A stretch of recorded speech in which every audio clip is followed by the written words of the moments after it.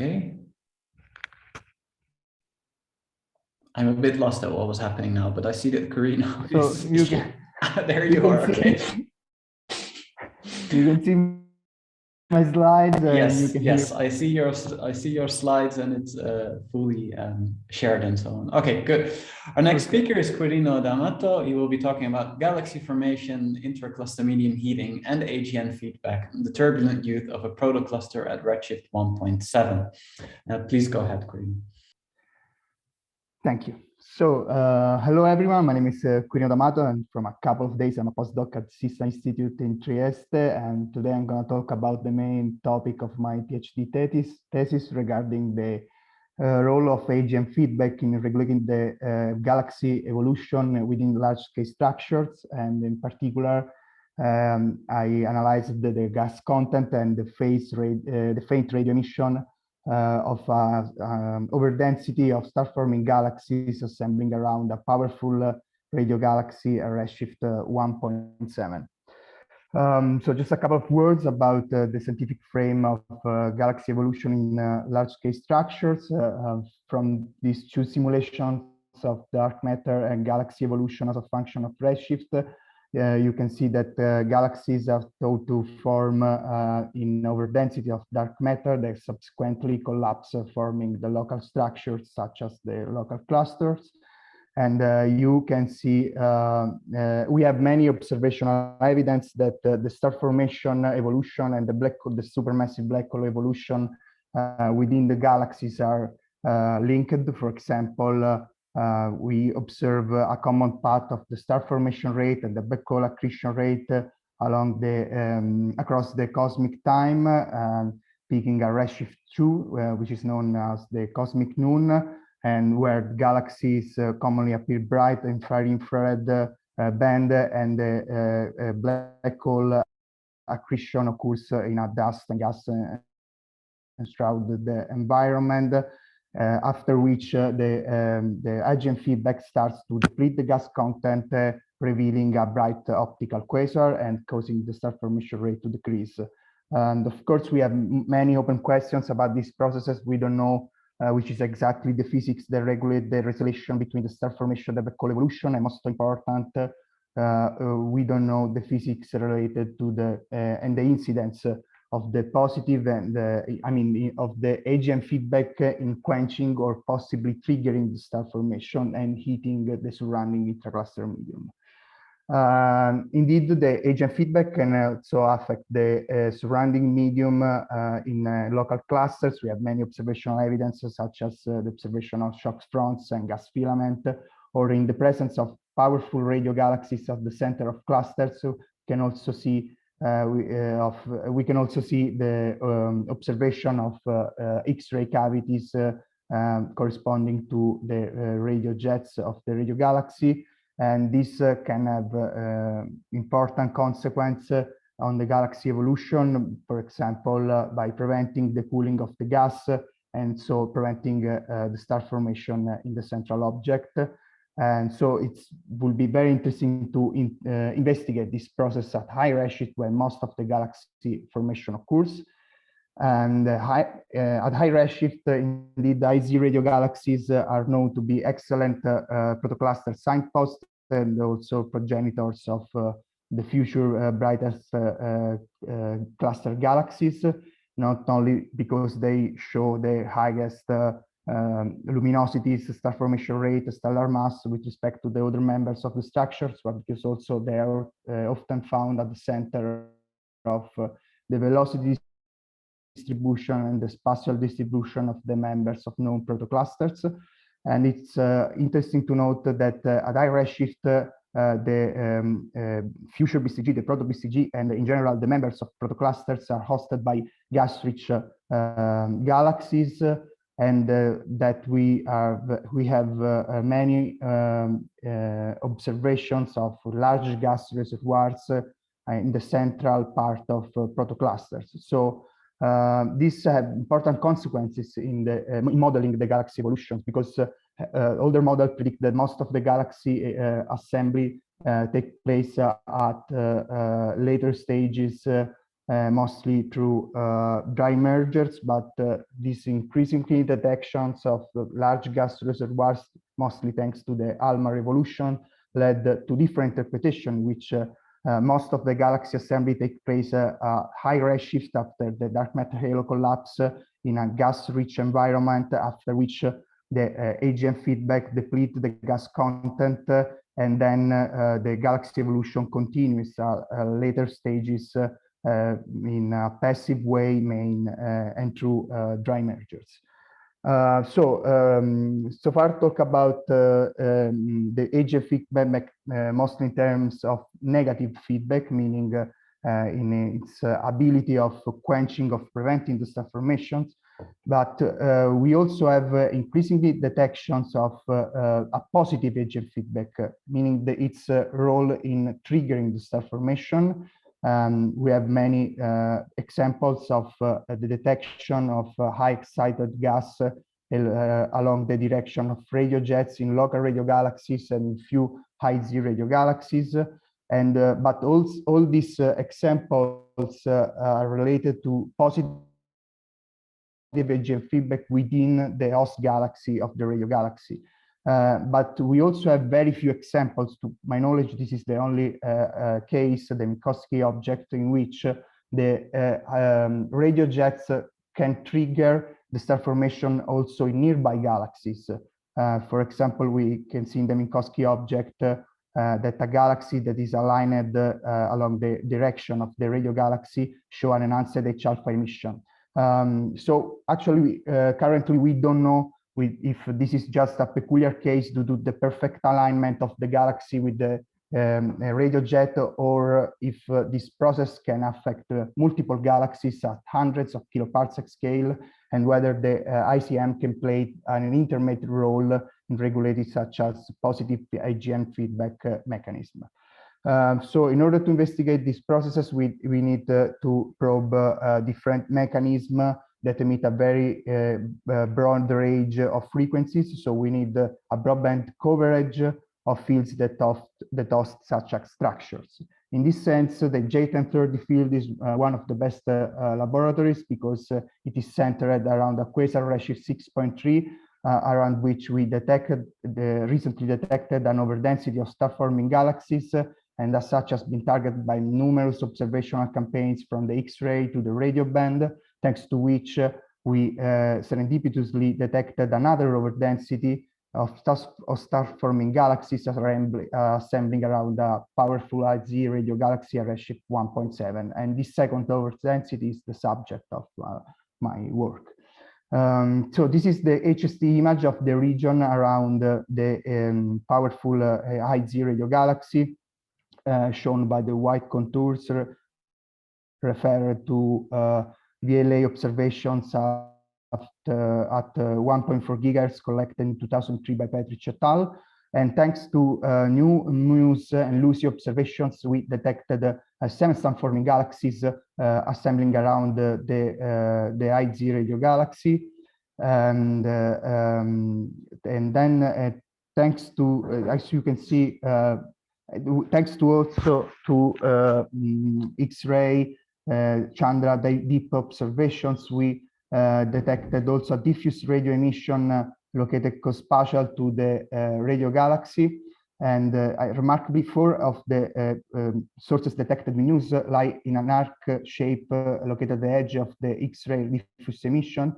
And all these sources show the highest star formation rate of the known members of the structures, and in general they show an higher star formation rate with respect to main sequence galaxies of comparable mass, of comparable redshift. So we proposed that the X-ray emission originates from hot gas that is shock heated by the energy inflated in the medium by the high Z radio galaxy. And if confirmed, this would be the first evidence of positive AGN feedback at hundreds of kiloparsec scales on multiple galaxies. So we targeted the region around the IZ radio galaxy with new ALMA observation, aiming at detecting the CO2 to 1 emission line. and in order to detect new gas-rich members and possibly also gas reservoirs in the already known members. And we also collected deep JVLA observations of the entire J1030 field, mainly aiming at detecting faint radio emission in the radio galaxy and searching for evidence of the interaction with the surrounding medium. So thanks to the ALMA observations, we detected 3 new gas-rich sources, A1, A2, A3, with a mass of several times 10 to the 10 solar masses. And we also detect a large gas reservoir around the F2 OS galaxy. And we did not detect any large gas reservoir in the already known members detected with news. However, the large 3 sigma upper limits to the mass, to the molecular mass of a few times 10 to the 10 solar masses do not rule out the presence of large gas reservoirs also in these sources. As I said, we detect a large gas reservoir distributed on scales of tens of kiloparsec around the host galaxy of the FR2, and distributed in a structure that is rotating at least in projection to the radio jet. The ALMA, the host galaxy of the FR2 is also the only galaxy that we detected in the ALMA continuum. That is, and it's also covered by broadband observations, especially in the infrared band. That allowed us to perform ICD fitting of the source, thanks to which we derived a higher star formation rate of about 600 solar masses per year and a stellar mass of 3.7 times 10 to the 11 solar masses. And if we put our result in this plot of star formation rate versus stellar mass presented by Schieber et al. In 2015, that probes a large stellar mass range, we see that our galaxy shows a star formation rate that is very high when compared to the star formation rate expected for main sequence galaxies. So we concluded we caught this in its brief starburst phase, and we did not include the ALMA point in our fitting in order to investigate the nature of the emission detected with ALMA. And you can see that its flux is well described by the thermal dust component, even if we cannot completely rule out minor non-thermal component to the ALMA emission. So 3 more minutes. Sorry? Okay, thanks. So this is the velocity distribution of the already known of the detected members of our structure, and thanks to which we derived the line of sight velocity dispersion. And you can see that the ALMA, the FR2 host galaxy has a velocity offset from the peak of the distribution of 200 kilometers per second, that is lower than the velocity dispersion. And you can also see that it's located at the center of the spatial distribution of the detected members. So this coupled with the high star formation rate, luminosity, stellar mass that are way higher than that of the other members, we conclude that the FR2 galaxy actually corresponds to the proto-BCG of the structure. So far I talked about proto-cluster, but it is actually a proto-cluster that is a structure that is going to evolve into a cluster, into a structure of at least 10 to the 14 solar masses in the local universe. So exploiting this relation presented by Beruzzi et al. In 2013, we can derive the most massive halo mass assembling around the proto-BCC, exploiting its stellar mass, and we derive most massive halo mass of 2 times 10 to the 13 solar masses. And if we put our result in this evolutionary plot of the most massive halo mass as a function of the redshift presented by Chiang et al. 2013, you can see that our object is among those objects that are going to evolve into a structure of at least 10 to the 14 solar masses. We also provide a second estimate of the evolution based on the overdensity level corresponding to all the detected members. And you can see that our overdensity is comparable to those objects of similar redshift and volume that are going to evolve into a structure of at least 10 to the 15 solar masses. So we conclude that this structure is actually going to evolve into a cluster in the local universe. So as I said, we collected very deep JVLA observations of the entire field. As you can see, this plot that compare our field with all the other radio survey, showing the sky coverage versus the flux limit. And we reached a noise level of about 2.5 microjansky, that is 6 times better than that of previous observation collected in 2003 with the old VLA by Petrich et al. So this is our the results. This is the JVLA map of the FR2 galaxy. You can see the old observations contours in orange, and the X-ray emission, the soft X and the hard X-ray emission in red and blue, respectively. And you can see that we detect new extended emission in both the lobes of the galaxy with a very peculiar morphology.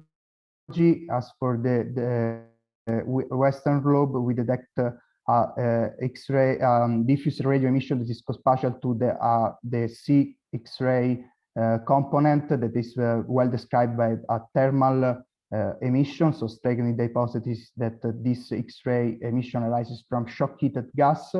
And in this case, we detect a new extended emission elongated in the direction of the jet. That is co-spatial with the X-ray component, especially with the hard X-ray emission. And so also in this case, we can say that the X-ray emission originates from the FR2 galaxy, and the A component is probably ascribed to a combination of thermal and non-thermal processes. But in any case, also in case the non-thermal processes, the process is dominant, the pressure or the non-thermal pressure of the bubble overwhelms the pressure of the external cold medium. So the expanded bubble scenario stands also in this case. So observations strengthen the hypothesis of an interplay between the radio galaxy and the surrounding ICM. So as the future perspectives, we have an accepted proposal of the region around of the FR2 OS galaxy, aiming with ALMA, aiming at detecting the CO524 emission line with a high resolution in order to investigate the cinematic of the gas in this source. And we also already collected new observations, low frequency observations with LOFAR and UAG-GRMRT that will allow to probe more volume filled with magnetized plasma, build up a spectral index map and fitting of the spectral of the radio spectrum in order to unveil presence of reacceleration or aged plasma in the region in the diffuse radio emission of the FR2. So I think that I ran out of time, so I leave you with my conclusions, and thank you very much. Thank you very much for showing this very multi-wavelength approach. There's time for one quick question, maybe. Yeah, there is one question in the chat that says, "Great talk, really interesting research. As there are X-ray detections of this proto-cluster, did you also detect the S-SIT Sonia-Absaldovic effect with your ALMA band 3 observations?" Sorry, I can repeat the question. Yeah, they say that the last part of the question, yes, about the ALMA. Since there are X-ray observations, so did you detect the S-SIT, so the Sonia-Absaldovic effect with the ALMA band 3 data? No, we did not detect any emission of this effect with ALMA observations. And as for the X-ray emission, we detect only the FR2 OS galaxy, revealing that is an obscured quasar with a column density of about 10 to the 14 centimeters to the -2. I don't know if there is time for more questions or. Well, a simple yes/no question. Okay, I have one that it's longer. I will post it in the Slack. And we can move it to Slack. Thank you very much for this talk. Then we'll move on to our next speaker.